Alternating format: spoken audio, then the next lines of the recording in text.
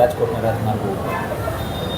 રાજકોટ મહાનગરપાલિકા દ્વારા કુલ 168 જગ્યાએ ટેન્ડર પ્રક્રિયાથી પાર્કિંગ પોલિસીનો નિર્ણય વર્ષોથી થયેલો છે.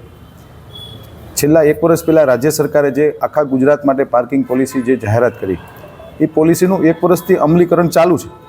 પરંતુ ક્યાંક ને ક્યાંક રાજકોટનો વિકાસ થયો, નવા અંડરબ્રિજો બન્યા, એટલે નીચે જે પાર્કિંગનો સ્પેસ વધ્યો છે એવા જગ્યાએ અમે લોકોએ નવી પાર્કિંગનો સ્પેસ ઊભો કર્યો છે. રાજ્ય સરકારની સૂચના અને રાજ્ય સરકારની પોલિસી મુજબ અમે લોકોએ નવો સ્પેસ ઊભો કર્યો છે. બસ આટલી જ વાત છે. જૂની 168 હતી, હવે નવી અમે અત્યારે બનાવીએ છીએ. અને ખાસ કરીને જે બ્રિજો છે, બ્રિજની નીચે ફૂડ કોર્ટનો વિચાર પણ આપના દ્વારા અમે આજે કહું છું કે ફૂડ કોર્ટનો વિચાર કરીએ છીએ. અમદાવાદની અંદર SP ring road, Sarkhej Gandhinagar highway ઉપર બ્રિજની નીચે અને અમુક સ્પેસની અંદર મહાનગરપાલિકા દ્વારા ફૂડ કોર્ટને રેન્ટ ઉપર આપવામાં આવતા હોય છે હરાજીથી. એ પણ દિશામાં અમે લોકો આજે વિચાર કરી રહ્યા છીએ.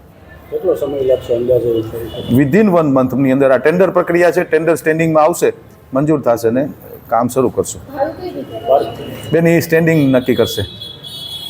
સાહેબ, ખાસ કરીને ધર્મેન્દ્ર રોડ જેવા બીચ વિસ્તારમાં પાર્કિંગ વિઘ્ન નથી. રાજકોટ મહાનગરપાલિકાની ટાઉન પ્લાનિંગ શાખા દ્વારા અને બાંધકામ શાખા દ્વારા એ પ્રક્રિયા અમે આખી પૂરી કરવા જઈ રહ્યા છીએ.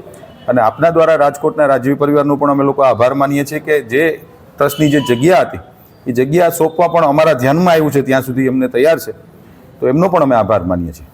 ખાસ તો પત્ર કંઈક લખવામાં આવ્યો એટલે એ ટેકનિકલ રૂટિંગ જે પ્રક્રિયા છે, જીપીએમસી એક્ટ અને બીપીએમસી એક્ટ મુજબની જે કોઈ પણ પ્રક્રિયા હોય, જ્યારે બ્રિજ બનતા હોય, જ્યારે રોડ મોટા બનતા હોય, ત્યારે લાઇન ઓફ પબ્લિક સ્ટ્રીટ હેઠળ નાની મોટી નોટિસો જાતી હોય છે.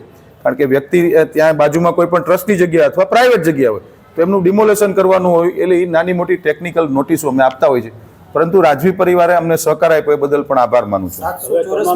700 ચોરસ મીટરનું ક્યાંક ભાડું વસૂલ છે, એ પ્રકારની ક્યાંક વાત તો એટલે એમના દ્વારા ઉલ્લેખ થયો છે અને ટીપી શાખા અને બાંધકામ શાખા દ્વારા રાજવી પરિવાર સાથે નેગોશિયેબલ અમે ચાલુ કરી રહ્યા છીએ. એટલે કઈ પ્રકારનું એ ટેકનિકલી છે, એ રિલીઝ નથી થઈ શકતું. પત્ર વ્યવહાર છે એ નથી કહી શકાતો આપને.